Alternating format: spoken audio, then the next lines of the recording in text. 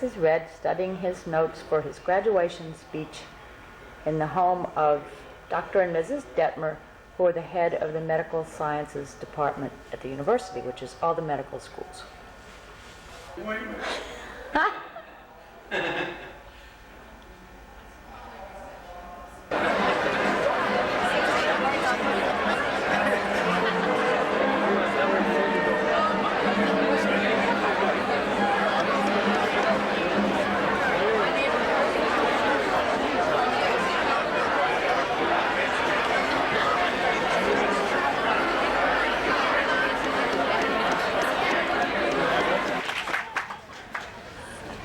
Second, this class has done extraordinarily well in obtaining residency positions throughout the country.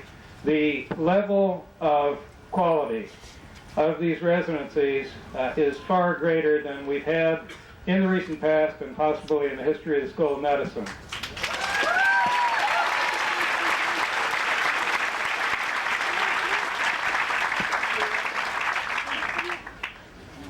But these students are not merely bookworms.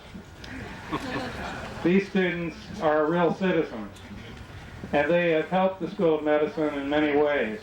They've extended themselves into the community, and I want to especially compliment you on your work to help us get this medical school reaccredited through the LCME accreditation process. You've been absolutely instrumental, and we appreciate your leadership.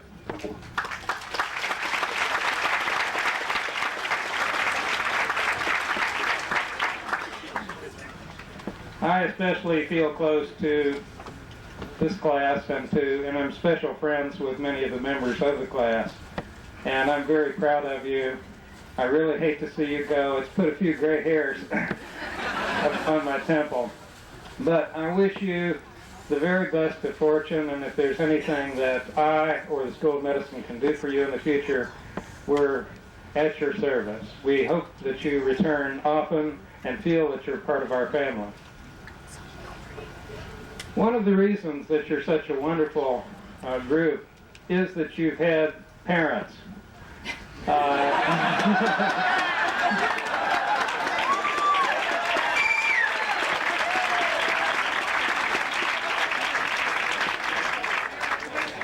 Truly remarkable, fantastic parents who supported you psychologically, morally, spiritually, and financially.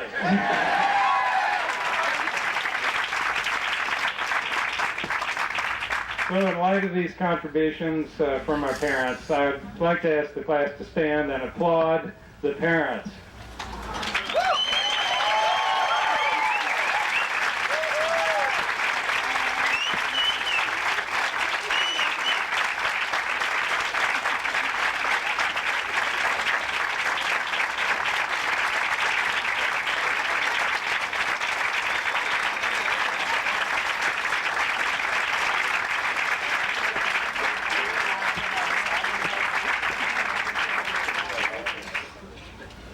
That was an extra long applause, and I think that you all can sense the warmth of feeling that each of our class members has for you as fathers and mothers. We have two speakers, and I'm now honored, and it's my pleasure to introduce our first speaker for the morning, Mr. Richard Red Skelton.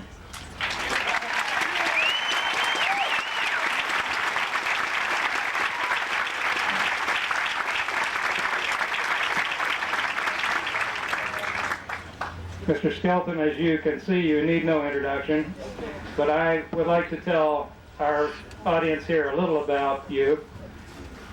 Mr. Skelton was born July 18, 1913, and began to put his talents to work at the age of 10.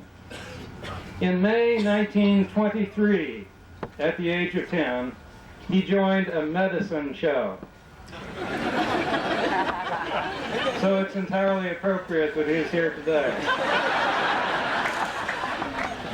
And since that time, his comedy creations have been a part of tent shows such as this one.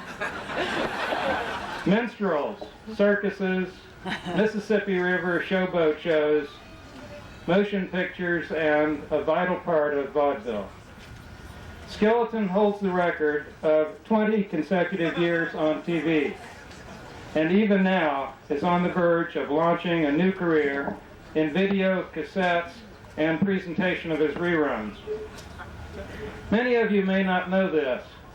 Red Skelton is a prolific writer. He has written more than 22 motion pictures, nearly 8,000 musical selections, 64 symphonies which have been played by the world's greatest orchestras, 4,000 short stories, and 6 full-length books during his 68-year career. These accomplishments are truly remarkable. Although his life has been filled with personal tragedy, Red Skelton has risen above that tragedy to provide happiness for people throughout the world. He has developed a keen interest in laughter as an effective therapeutic measure for health.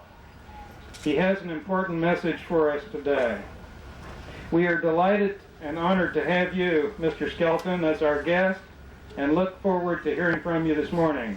Ladies and gentlemen, one of the most celebrated entertainers of the 20th century, Mr. Red Skelton.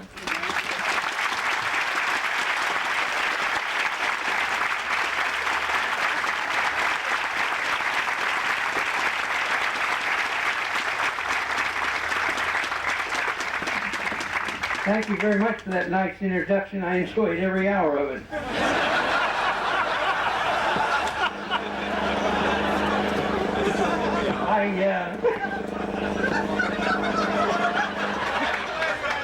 I came here, I must admit one thing. I have never really addressed an audience like this before, but it's nice to see so many doctors in a group and without taking your clothes off.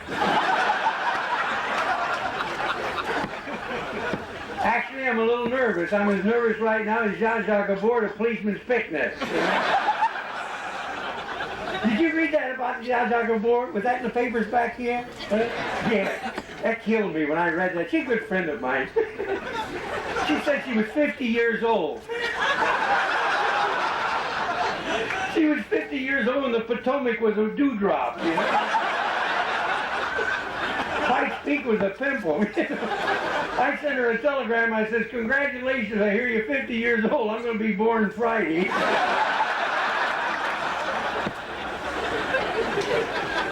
But the reason I came here today is, well, I don't know too much about medicine. We mentioned the medicine show. I must explain what a medicine show was. It was a platform out on an open field, and they gave free entertainment and then sold their product. They call it television now.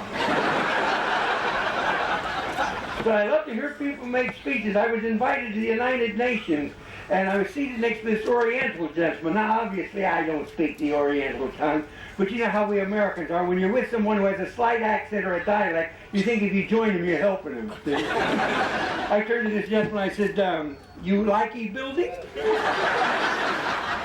He didn't say anything. They served the food, and I said, you likey steaky?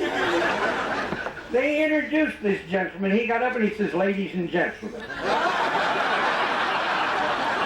Never before in my vivid career have I ever witnessed such a demonstration of generosity which has greeted me here in America.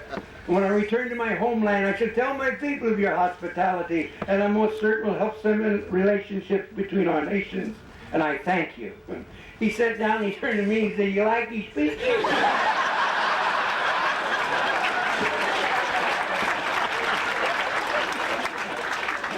There's a lot of things that you learn in school, but it's wonderful that today you put your books away, and tomorrow you will write your own. You're the future of tomorrow, and we all love you very much, though we haven't met, because we never know when we're going to call upon you when we're in a dire need of help. Seated out there today, who knows, may be the answer to cancer, the cure of AIDS, the cure of alcoholism, And now I'm not against drinking. I'm up against it myself. No, I don't drink. You know why I don't drink? I'll tell you why.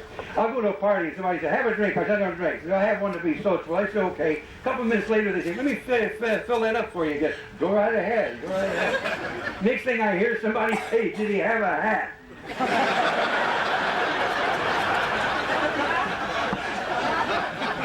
Now, as you go along, you're going to face frustrations, anxieties, and even heartbreak. But enough about finances, let's talk about medicine. And I noticed how long you applauded for your folks. That was nice. Not only did they send you through school, but that final applause, they're going to need a card, too. There's some things I may pass along to you that might be of help, little things along the way. Now, we have a little, I just raised money for a hospital that my wife is chairman of the board in raising monies and things. It's a South Coast Medical Center. And they do a lot of research there. And this one doctor told me, he says, you know, Red, you deal with the public a lot. Did you know that 1 out of every 3 people is a little nutty? Now, I tell you what I want you to do. I want you to look at the person next to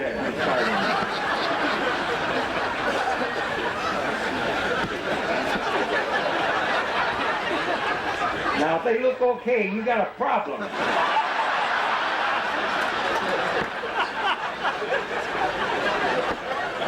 And through this, I just had an operation. You know, this is true. They left a sponge in me. It didn't cause any after effects, but I'm always thirsty. I had this operation, nothing trivial. 5 Beverly Hills doctors removed my wallet. I don't suppose there's any nurses here, but I was going to tell you one thing. You're going to have to put up with nurses. They'll drive you nuts. They mean well, but they've always gone, well, how are we today? Everything's we. You watch it. How are we today? Did we have a good night's sleep? Did we have our breakfast? Shall we have our bath? Oh, we almost fainted on that one. And the way they give you a bath in the hospital, isn't that horrible? This nurse gave me a bath in bed to eat it, and I fell off the pan. And I never saw such a crowd of people in one person in all my life. She had legs that talked to each other. One leg said, you let me buy this time, I'll let you buy the next. You couldn't take her to McDonald's, she'd get stuck in the arch. But she had this little medal that said Angel of Mercy. I'd look up at that thing, I'd say, boy, if this angel had wings, she'd look like a Boeing 707. She came in one night, she was wearing a fur coat. Mink, dyed mink. It died a horrible death. You can see the tire marks on the back of the thing. So I got cold during the night. I got real cold. So I got up and she went out for coffee. I got up and I put on her fur coat. I got back in the bed. I put on that little surgical gown. That's another thing, the surgical gown. You ever see people in the hospital corridors wave at each other?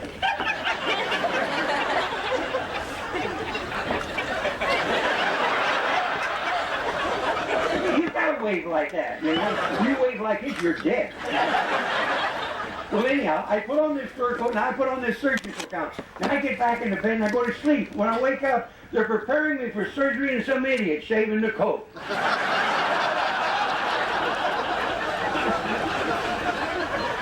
I've never been awake during a surgery. Always was out a little bit, but I've always thought that something like this might happen. I guess this is pretty well. I'll have to do it here. Now, first of all, I've always thought that the doctor had been out the night before. Because I hear things like, this doctor walked into the recovery room, a little hospital where I live in Anza, California. They have a recovery room, but they closed it. That nobody ever used it, you know.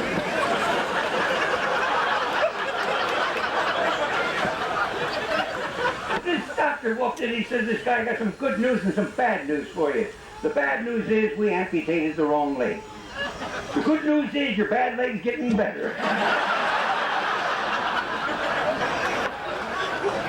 Now, being doctors, you got to get to that kind a sense of humor. You got to learn certain things that you're going to have to put up with, like never store your hypodermic needles on a dartboard. See? And people will come up and ask you for free advice, like what's the difference between itch and allergy? You say $25 a visit.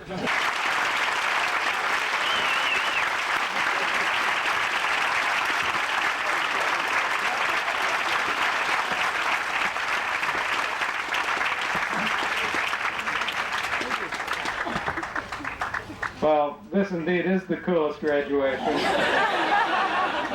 And laughter is the best medicine. You can't get it on Medicare.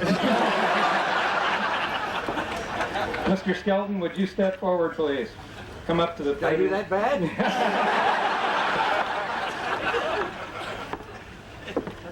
I hereby confer upon you, with all the rights and privileges thereunto pertaining, the degree D.L., Doctor of Laughter.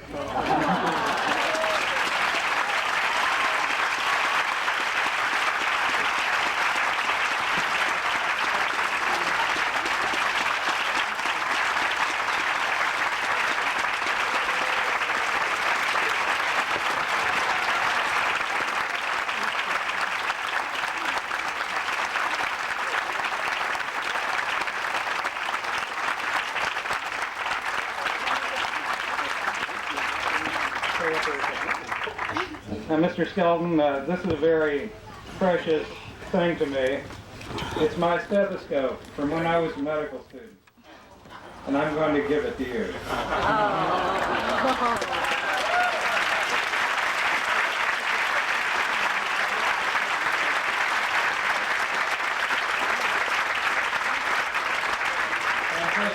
So you'll remember that the University of Virginia School of Medicine is a great place, and because you'll remember your trip here and your contributions to our graduation, I present you with this plaque, which is a drawing of the old medical school entrance across the way there, with a plaque underneath for Red Skeleton on this day. Thank you so much.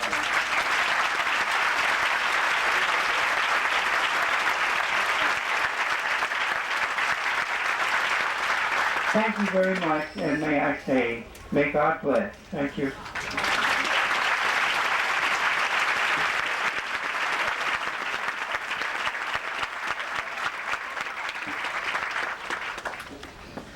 I now have the double pleasure of introducing our speaker, Dr. John A. Owen, Jr.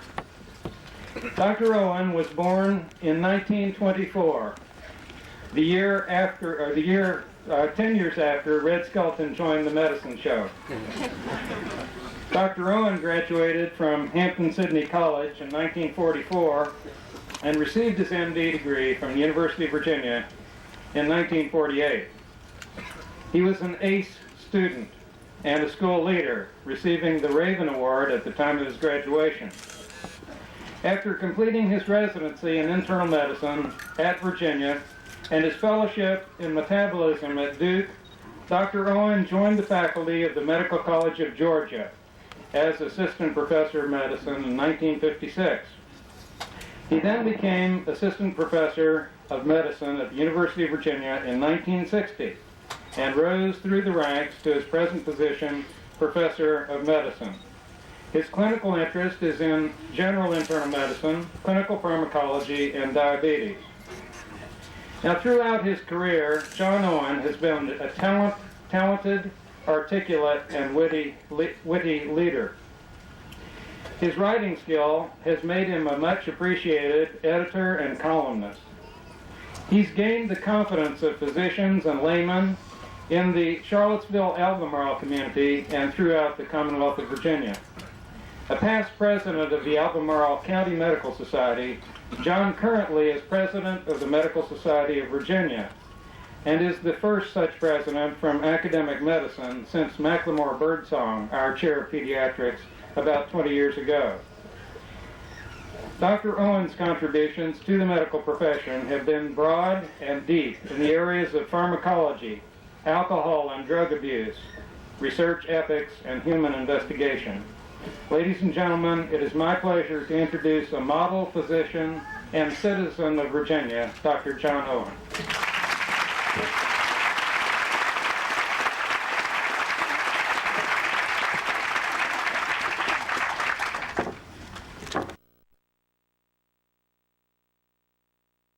A sense of humor.